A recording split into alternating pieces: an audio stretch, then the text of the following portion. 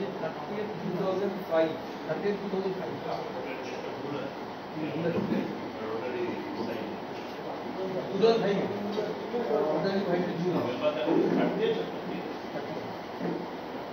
আচ্ছা, শুভ সন্ধ্যা।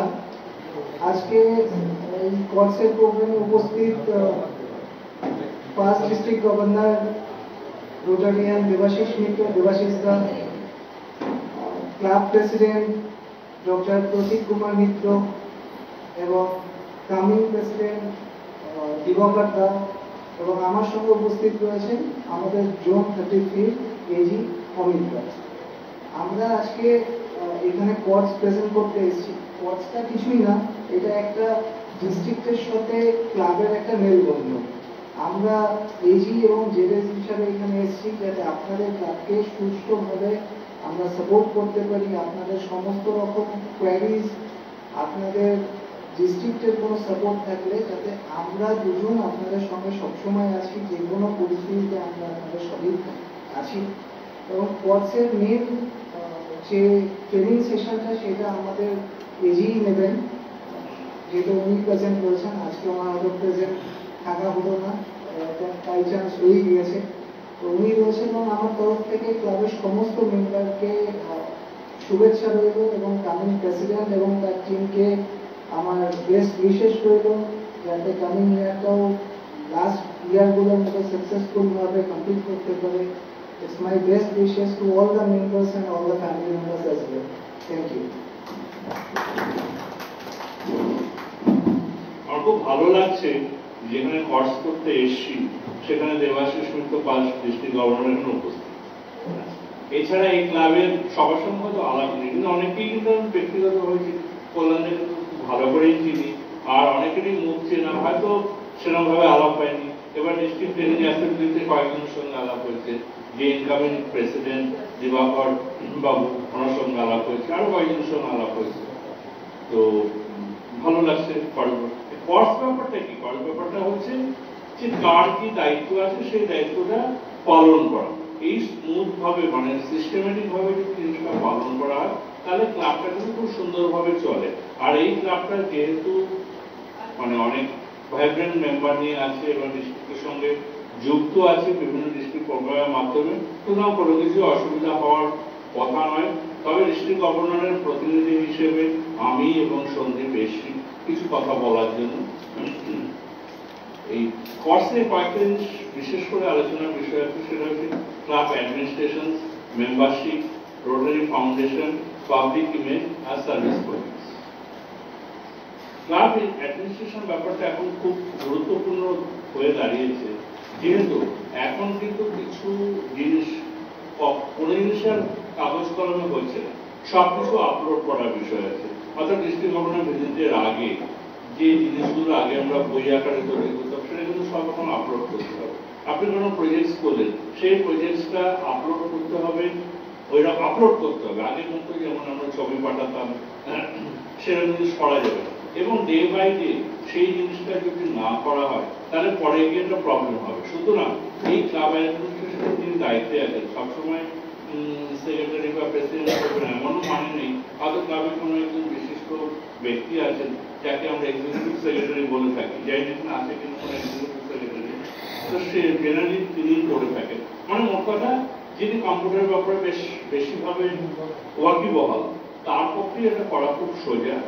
এবং যদি ডে বাই ডে কাজটা করা হয় তাদের কোনো অসুবিধা হওয়ার কোনো কারণ, সেটা ব্যাপারে হচ্ছে প্রপার ডকুমেন্টেশন, সবকিছুই updated club constitution and club বাইলস, charter তো অবশ্যই পাওয়া হয়ে গেছে, প্রপার ব্যাংক অ্যাকাউন্ট, তারপরে যদি প্যান কার্ড নেওয়া হয় তাহলে pan card, other documents applicable, যদি ট্রাস্ট, আমি জানি না ট্রাস্ট আছে কিনা এখানে, ট্রাস্ট করা হলেও খুব ভালো হয়। তারপরে ট্রাস্টের সব ব্যাংক অ্যাকাউন্ট এন্ড অল। এবং একটা জিনিস আমি জানতে চাই যে সব মেম্বার কিন্তু মাই রোটারিতে রেজিস্টার্ড 100%, ভেরি গুড, অত্যন্ত ভালো জিনিস যে সব মেম্বারের মাই রোটারিতে স্ট্র্যাটেজিক প্ল্যান ইমপ্লিমেন্টেড। আরেকটা জিনিস সবচেয়ে বড় কথা আমরা ডিসিশনের মধ্যে সরি আড়াই ডিউজ দিতে হয়, এটা কিন্তু একটা রুলস আছে। যেমন জুলাই মাস থেকে আমাদের ইয়ারটা শুরু হবে, অগস্টের মধ্যে কিন্তু প্রথম ডিউজটা দিতে হবে, আর দ্বিতীয় ডিউজ যেটা আছে সেটা ফেব্রুয়ারির মধ্যে দিতে হবে। এটা একটা কারণ হচ্ছে যে আমরা সারা বছর প্রচুর কাজ করলাম, কিন্তু এই পেমেন্টটা যদি আমরা ডিলে করে দেই না, তাহলে কিন্তু রেড মার্কিং দেখাবে, অর্থাৎ প্রাইস পাওয়ার পরে এটা কিন্তু আমাদের কাছে একটা নেগেটিভ জিনিস শো করবে এবং প্রাইস দেওয়া হবে।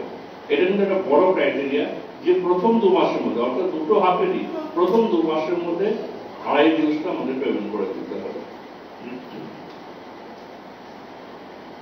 গোল সেট মানে আমরা সারা বছরে কি কাজ করব তার একটা গোল সেট আমাদের করতে হবে, এবং সেই গোল সেটিংটা কিন্তু আমরা সময় অনুযায়ী পরিবর্তন করতে পারি। তাহলে আমরা 20টা গোল প্রথমে সেট করলাম, পরে মনে হলো কিছুদিন পরে যেটা বোধহয় আমাদের পক্ষে কমপ্লিট করা যাবে না, আমরা কিন্তু ওটা রিভাইজ করতে পারি, আমরা ওটা কমাতে বা বাড়াতে পারি, সবই করতে পারি। তোমরা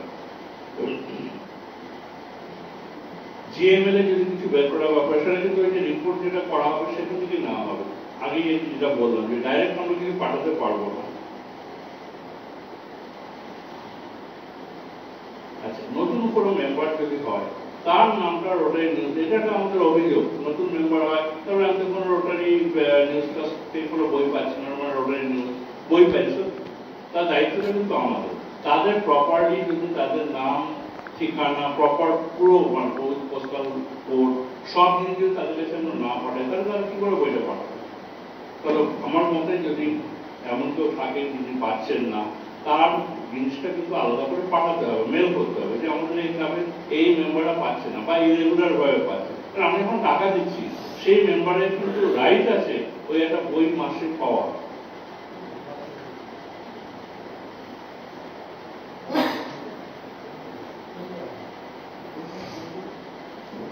বছরের শুরুতে একটা প্রপার বাজেট তৈরি করে চলা উচিত। যাই না বাজেট তৈরি হয়েছে, budget is very very important. কারণ ক্লাবের একটা খরচা আছে, যেমন মিটিং করা খরচা, প্রজেক্টের খরচা, সবকিছু খরচা আছে। সেইটা যদি আমি মেম্বার থেকে কতটা আসবে, অন্যভাবে কতটা আসবে, সেই বাজেটটা যদি আমরা না করি, তাহলে বছরের শেষে গিয়ে দেখা যাবে যে আমার টাকা শর্ট হচ্ছে। আর বছরের শেষে অ্যাকাউন্ট করা, তো সেটাকে অডিট করা, এবং গত বছর অ্যাকাউন্টটা অডিট করে সেটা যখন ডিস্ট্রিক্ট গভর্নর আসবেন তার আগে ওটাকে আপলোড করা, ডিস্ট্রিক্ট গভর্নরের সাথে ম্যান্ডেটরি।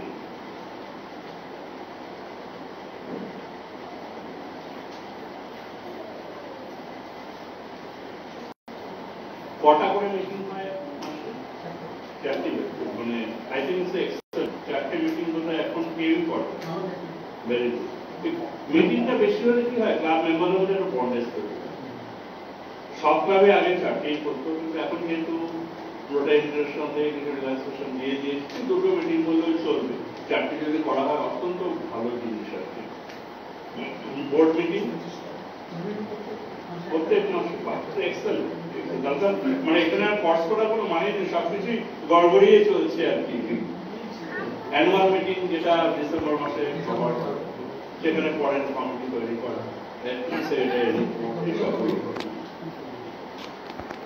এছাড়া ক্লাব অ্যাসেম্বলি,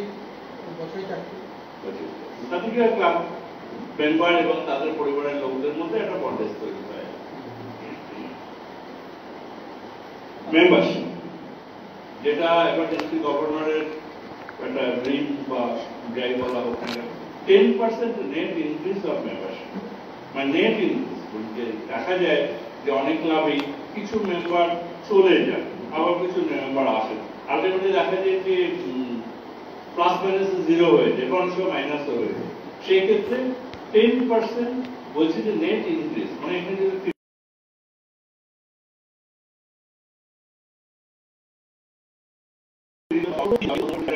বেশি মেম্বার, নতুন মেম্বার যদি হয় তাহলে খুব ভালো হয়। 38টা হলে তো ইলেকশনে 2টো ভোটও হয়ে যায়, তাই তো? ওটা একটা ফ্যাক্টর। চেষ্টা করে যদি ওটাকে 38-এ পৌঁছানো যায় তাহলে একটা বড় ব্যাপার।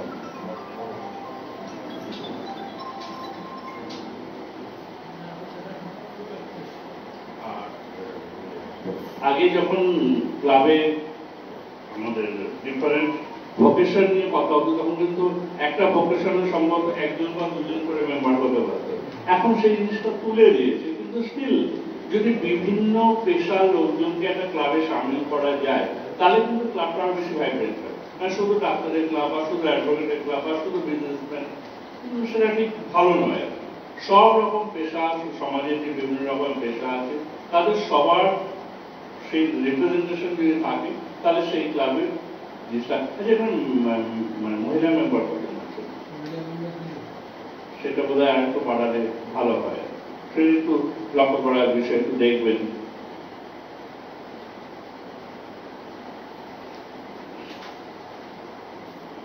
এই ব্যাপারে পাঁচটা নিশ্চয়ই বলবেন।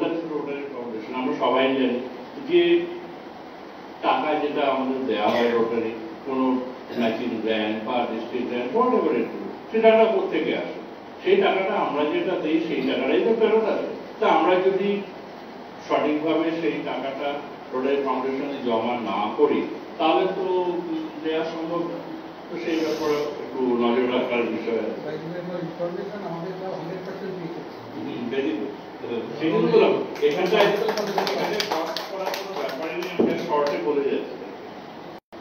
রোটারি পাবলিক ইমেজ যেটা বলতে আমি বাধ্য হচ্ছি যে পাবলিক ইমেজ অনেক সময় দেখা যাচ্ছে খুব ভালো নয়। তো সেইটা যাতে ইমপ্রুভ করা যায়, আমরা যেখানেই যাবো রোটারির লোগোটা আমরা ইউজ করবো প্রপারলি। অনেক সময় আমরা উল্টো পাল্টা ব্যবহার করি, একটা কিছু গাইডলাইন আছে, সেই গাইডলাইন মেনেই যদি আমরা রোটারির লোগোটা ইউজ করি তাহলে প্লাস আমরা যে প্রজেক্টগুলো করছি সেগুলো যদি প্রপারলি আমরা রিপ্রেজেন্ট করি তাহলে তো লোকে জানতে পারবে। যেটা আমরা শোকেস করি সেখানে কিন্তু নন রোটারিয়ানও দেখতে পাই যে রোটারি কি কাজ করছে, তাহলেই পাবলিক ইমেজ ডেভেলপ হয় না।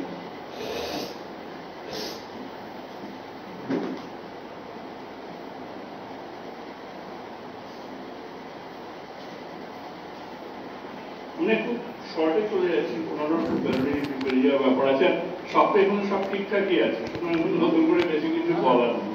তো এটা সার্ভিস প্রজেক্ট সবার শেষে আর কি, যে আমরা যাই করি রোটারিতে এত নিয়ম কারণ ক্লাব অ্যাডমিনিস্ট্রেশন এই সেই, আলটিমেটলি আমাদের উদ্দেশ্য কিন্তু ক্লাব প্রজেক্ট না করে আমরা সবকিছু করলাম তাহলে কিন্তু রোটারি করার কোনো মানেই হয় না।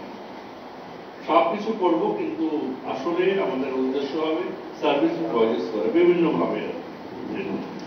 কিছু আছে ডিস্ট্রিক্ট গাইডেড প্রজেক্ট, কিছু ডিস্ট্রিক্ট গাইড সারা নিজস্ব প্রজেক্ট থাকতে পারে, আর সাস্টেইনেবল। মানে আমার একটাই বক্তব্য যে একটা প্রেসিডেন্ট যখন মনে না করে যে এটা আমার ইয়ারের প্রজেক্ট, পরের প্রেসিডেন্ট যদি মনে না করে আমার ইয়ারের প্রজেক্ট, কন্টিনিউয়াস। একজন প্রেসিডেন্ট একটা প্রজেক্ট শুরু করবেন, পরবর্তী যারা আসবেন তারা সেই প্রজেক্টটাকে এগিয়ে নিয়ে যাবেন, সেটাই তো ভালো হওয়া উচিত না। আমরা কম্বল দিলাম বা মশাই দিলাম, ওটা তো একটা শর্ট টার্ম প্রজেক্ট, কিন্তু একটা বড় প্রজেক্ট যদি করা হয় সাস্টেইনেবল, যেটা থেকে যাবে, মদনমোহন মেট্রোপলিটন নামটা পার্মানেন্টলি থেকে যাবে, সেরকম প্রজেক্টের ব্যাপারে একটু ভাবনা চিন্তা করবেন।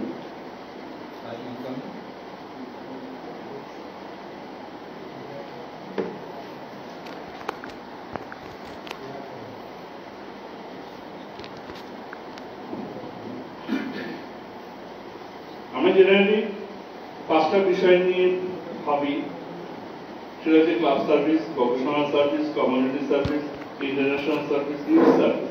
এই প্রত্যেকটা কি আলাদা আলাদা করে কমিটি আছে, চেয়ারম্যান আছে, এরকম ব্যাপারে সবকিছু গড়বড়িয়ে চলবে। বেশি কিছু আর বলার নেই আমার, আর সেই অর্থে বেশি কিছু বলার নেই, কারণ সবকিছু এখন ঠিকভাবে হচ্ছে, বেঠিক হলে বলার থাকে। সবকিছু যখন ঠিক হচ্ছে তখন তো আমার মনে হয় আর বিশেষ কারো যদি কিছু বলার বক্তব্য থাকে, কোনো প্রশ্ন থাকে করতে পারেন, আমি চেষ্টা করবো আমার সাধ্য মতো উত্তর দিতে।